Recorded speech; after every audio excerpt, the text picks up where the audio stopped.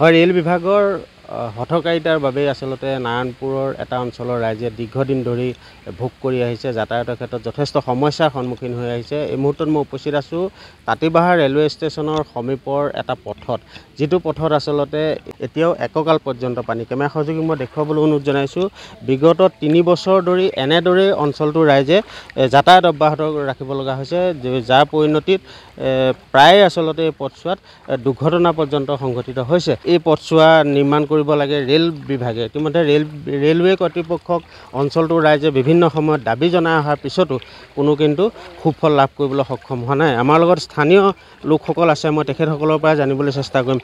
বিগত 3 বছৰ ধৰি আপোনালোকে যাতায়াতৰ ক্ষেত্ৰত যমৰ যাতনা ভোগ কৰি আহিছে, কেনেকুৱা সমস্যাৰ সন্মুখীন হয়? একেবাৰে ভাবিব নোৱাৰা। আজিতো ৰ'দ দিয়াৰ কাৰণে, এই 2টা দিন ৰ'দ দিয়াৰ কাৰণে অলপ পানীটো কমিছে, নহ'লে ইয়াত আঁঠুৰ ওপৰত পানী থাকে। বিশেষকৈ মহিলাসকলে যিখিনি স্কুটি লৈ আহে তেওঁলোক একেবাৰে পাৰ হ'ব নোৱাৰে, পুৰুষসকলে যেনে তেনে চলাই যায়। আৰু বিশেষকৈ যিখিনি আমাৰ ষ্টুডেণ্ট, এই কেইখনমান আমাৰ হাইস্কুল আছে, হায়াৰ ছেকেণ্ডেৰী আছে, এইটোৰে পথ আমাৰ নাৰায়ণপুৰলৈ ওলাই যোৱা পথ এইটোৱে একমাত্ৰ আমাৰ 20খন গাঁৱৰ। এই পথটোৱে আজি 3 বছৰ ধৰি অতি বেয়াকৈ ৰাইজক মানে জামালাত পেলাইছে। আমি সেইকাৰণে আপোনালোকৰ যোগেদি আমি অসম চৰকাৰক জনাব বিচাৰিছোঁ, এই আমাৰ স্থানীয় যিটো ৰেল ষ্টেচন তাঁতীবাহাৰ ৰেল ষ্টেচন, এই তাঁতীবাহাৰ ৰেল ষ্টেচনত যিখিনি চাউল উঠোৱা নমোৱা কৰে এই ৰাস্তাটোতেই গৈ কৰে। এই ৰাস্তাটো সেইকাৰণে বেছি বেয়া হৈছে, য'ত মানে দবা আহিলে অন্ততঃ শতাধিক ট্ৰাক ইয়াত মানে লাগে, আৰু তেওঁলোকে কোনো ব্যৱস্থা কৰা নাই, ঠিকাদাৰে কোনো ব্যৱস্থা কৰা নাই। ৰেল বিভাগৰ লগত যোগাযোগ হৈছে। আমি নিজে তাঁতীবাহাৰ ৰেল ষ্টেচন দাবী সমিতিৰ সভাপতি, আমি ইতিমধ্যে তেওঁলোকৰ ইঞ্জিনিয়াৰক লগ কৰিছোঁ। তেওঁলোকে ক'লে এপ্ৰিল মাহৰ ভিতৰত আপোনালোকৰ পথ সম্পূৰ্ণ কৰি দিম। আমি আজি আপোনালোকৰ যোগেদি চৰকাৰক জনাব বিচাৰিছোঁ, এইবাৰ যদি ট্ৰেইনত চাউল আহে আৰু ইয়াৰ পৰা যদি ট্ৰাকে চাউল আনিবলৈ যায়, আমি কিন্তু সম্পূৰ্ণ বন্ধ কৰি দিম। হয়, আচলতে স্থানীয় ৰাইজে পৰৱৰ্তী সময়ত প্ৰতিবাদ সাব্যস্ত কৰাৰ কথা কৈছে। এই পথেৰে ৰেল ষ্টেচনৰ পৰা যাতায়াত কৰা যিসমূহ ট্ৰাক, সেই ট্ৰাকসমূহ বন্ধ কৰি দিয়াৰ কথা ইতিমধ্যে উল্লেখ কৰিছে। আমাৰ লগত আন একাংশও আছে, মই তেখেতসকলৰ পৰাও জানিবলৈ চেষ্টা কৰিম। দাদা, অকণমান যদি আগবাঢ়ি আহে। যথেষ্ট সমস্যা আপোনালোকৰ, বিগত বছৰ ধৰি আচলতে এই পথটোৱে আপোনালোকে যাতায়াত অব্যাহত ৰাখিছে, কেনেকুৱা সমস্যাৰ সন্মুখীন হৈছে? সমস্যা মানে বিশেষকৈ ইয়াতে আমাৰ এই গোটেই অন্ততঃ প্ৰায় 20খন গাঁৱৰ মানুহে এই ৰাস্তাটোৱেদি নাৰায়ণপুৰলৈ অহা যোৱা কৰিব লাগে, আৰু এই পথছোৱা নোহোৱাৰ কাৰণে আমাৰ ইমান অসুবিধা হৈছে যে আমি আকৌ 20 কিলোমিটাৰমান আঁতৰেদি ঘূৰি যাব লগা হৈছে। গতিকে আমাৰ ইয়াৰ যিখন সমিতি, এই সমিতিখনে বাৰম্বাৰ ডিপাৰ্টমেণ্টক অভিযোগ কৰাৰ পিছতো তেওঁলোকৰ গা লৰা নাই।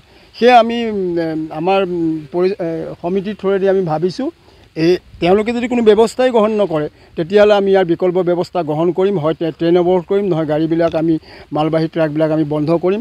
কাৰণ ইয়াত আমাৰ বহু মহিলাই ইতিমধ্যে দুৰ্ঘটনাগ্ৰস্ত হৈছে। গতিকে কাইলৈ দুৰ্ঘটনাগ্ৰস্ত হৈ কোনোবাই প্ৰাণ যাব, তেতিয়া তেওঁলোকে ৰিস্ক ল'ব জানো? সেইকাৰণে আমি আপোনালোকৰ জৰিয়তে আমি ৰেলৱে ডিপাৰ্টমেণ্টক আমি অনুৰোধ জনাইছোঁ যে তৎকালীনভাৱে তেওঁলোকে এই ৰাস্তাটো মানে ভাল কৰি দিয়াৰ ব্যৱস্থা গ্ৰহণ কৰক। হয়, তেখেতসকলে ইতিমধ্যে দাবী জনাইছে যে তৎকালীনভাৱে যদি এই পথছোৱা মেৰামতি কৰি উন্নতি সাধন নকৰে, তেওঁলোকে পৰৱৰ্তী সময়ত আন্দোলনৰ দৰে কঠোৰ সিদ্ধান্ত গ্ৰহণ কৰিবলৈ বাধ্য হ'ব বুলি ইতিমধ্যে ঘোষণা কৰিছে। আমাৰ লগত একাংশ মহিলাও আছে, আমি তেখেতসকলৰ পৰা জানিবলৈ চেষ্টা কৰিম। কি ক'ব আইতা, যথেষ্ট সমস্যা আপোনালোকৰ পদূলি বাটতে? আমাৰ এদিন ইমান আমি বয়সস্থ এদিন ওলাই আহিয়ে পৰিছোঁ, বুজিছেনে? আমিয়েই নহয়, আন কতজনক উঠাই দিছোঁহঁত। এই নাহৰণি বুঢ়া বুঢ়ী বয়সস্থ মানুহ আহি 2জন হেৰি বাইকত ক'বই নাই আগতে এনেকুৱা বুলি আহি, আৰু তেখেতসকল 2জন মানে হেৰি ঘূৰি গৈছে। প্ৰায় সমস্যা ইমানেই সমস্যা। ল'ৰা ছোৱালীটো এতিয়া কৰ্মশালা পাতিছে হেৰিয়াত, হেন মানে ইপিনে যাবই নোৱাৰে। গতিকে কিমান কষ্ট হৈছে, ডিপাৰ্টমেণ্টে আমাক অনুগ্ৰহ কৰি দয়া কৰি কৃপা কৰে যেন ইয়াকে আশা। কি ক'ব বাইদেউ? মানে সমস্যা মানে বহুত সমস্যা। এয়া আহে গাত আমাৰ পানী নুশুকায়, বাৰিষা এতিয়া এয়া বৰষুণ দিলে, এতিয়া কাইলৈ বৰষুণ দিব, এতিয়া পানীটো নুশুকায়। এইটো গাত বুলিয়ে ক'ব, মানুহেতো নাজানে এইটো বোলে কি ৰাস্তা, এনে কি ল'ৰা ছোৱালী বাৰিষা খৰালি এনেকেই থাকে। আৰু তাতে মানে এই চাউলৰ ট্ৰাকখিনিয়ে বেছি বেয়া কৰি দিছে। 30খন 40খন ট্ৰাক আহে, আৰু ক্ৰছ কৰিবলৈ অসুবিধা, ইখন গাড়ীয়ে সিখন গাড়ী। এদিন এক্সিডেণ্টেই হৈছে, এইখিনি পৰিছেই মানে গাড়ী খুন্দা খায়। এতিয়া ল'ৰা ছোৱালীও যাব নোৱাৰে, চাইকেলত পৰে। বহুত অসুবিধা হৈছে, ল'ৰা ছোৱালীৰ কাৰণেও অসুবিধা হৈছে, আমাৰ কাৰণেও এতিয়া বাইকত এজনী সেইদিনাখন বোৱাৰী এজনী পৰিছে এইখিনিতে এক্সিডেণ্ট হৈ পেলাই।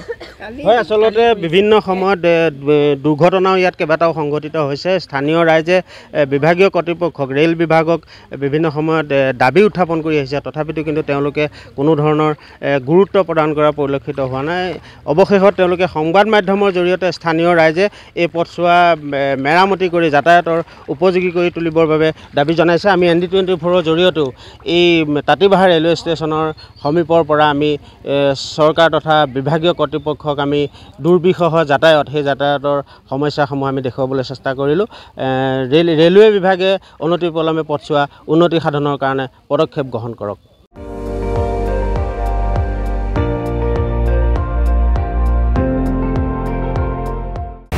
আপুনি চাই আছে ND24, সৰ্বশ্ৰেষ্ঠ নহয় সৰ্বোত্তমৰ দৌৰ।